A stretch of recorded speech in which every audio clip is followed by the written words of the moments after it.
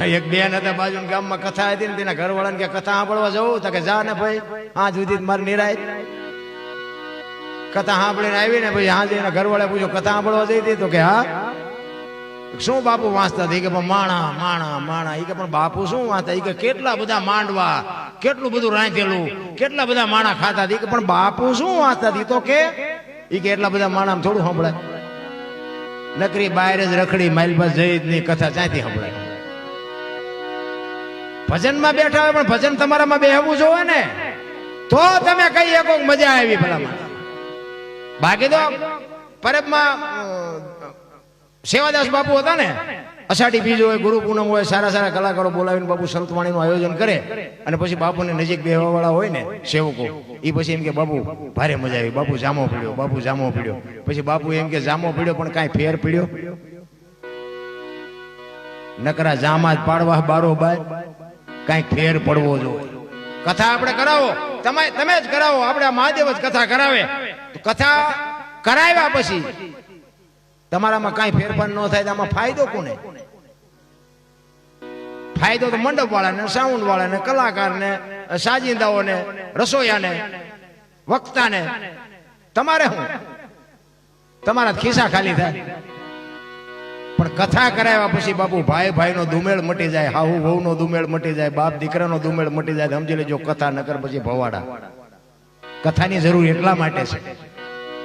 આ વાત તો એક ની એક જ છે ને આ રામ કથા કરે આપણે મોરારી બાપુ કરે કોઈ નાનો કથાકાર હોય કથા કરતો હોય તો વાત તો એક ની એક જ છે દશરથના 4 દીકરા રામ વનમાં ગયા ને સીતાજી રાવણ લઈ ગયો ને હનુમાનજી ખબર આપી રામ અહીંયા જ્યાં રાવણ ને માર્યો સીતાજી લે વાત તો આવડી આજ છે શું આપણે કરવી હોય પણ આપણને યાદ દેવરાવે છે કે આવા દીકરા હોય આવા માવતર હોય આવી દીકરી હોય આવી હોવું હોય બાપુ યાદી દેવરાવે છે કે આ દીકરા કેવા હોવ કેવા મા બાપ કેવા જોવું હોય તો એક રામાયણમાં જોવો અને રડેલું ન ખાવું હોય મહાભારતમાં જોવો મહાભારત ચાય વંશાતું નથી પણ તમે જોવો ઘરે છે કૃષ્ણ પરમાત્માએ દુર્યોધનને આ જ વાત કરી હતી કે હસ્તિનાપુરની ગાદી તમે લઈ લ્યો પણ આ 5 ભાઈને 5 ગામ આપો અમને ખાવું છે દુર્યોધન ના પાડે છે એ કે ના હોના નાકાને આણી જેટલું નથી દેવું કૃષ્ણએ કીધું દુર્યોધન આપી દે એ કે નથી દેવું તો કે ના કે હજી કહું છું આપી દે 5 ગામ આપ ઈ કે નથી આપવા અને પછી બાપુ કૃષ્ણ પરમાત્મા કહે છે કે દુર્યોધન હજી કહું છું ઈ કે નથી દેવા અને પછી કૃષ્ણ કહે છે કે દુર્યોધન સાંભળી લે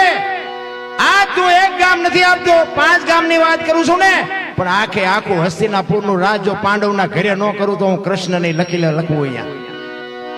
જો પાપનો બાપુ વિનાશ જ હોય ઈવડે 100 જણા હતા શું એમનામાં બળ નહોતું પણ હાથે ઠેકડા ભર્યા એટલે ન જીત્યા ઓલા 5 હતા પણ બાપુ લગામ કૃષ્ણને હોપી દીધી કે હવે મારતો હોય તું જીવાડી દો તું હારા માણાને લગામ હોપી દો તમારું કામ ઉજળું થઈ જાય અમુક અમુકના ઘરે જાય નકરા ઈ જ દોડતા હોય કોઈને કહે જ નહીં રાંધવાનું કે આ મેં કર્યું આ માંડવાનું કે મેં કર્યું સાવણનું મેં કર્યું મરી જાય કોકને કે એકલા ને એકલા વસવા જ ન હોય શું કરવાનું હારા માણસને હોપી દો બાબુ કોઈ દે તમારું કામ બગડે જ નહીં ઈશ્વર ક્યાં છે મને ખબર છે સરનામાની મને ખબર પણ મને કોઈ પૂછતું જ નથી હમણાં બાપુએ વાણી કરી ને સવારામ બાપાએ કીધું કે આ કોઈ નહીં સમજે કરોડોમાં કો મરવા દો ભલે મરતા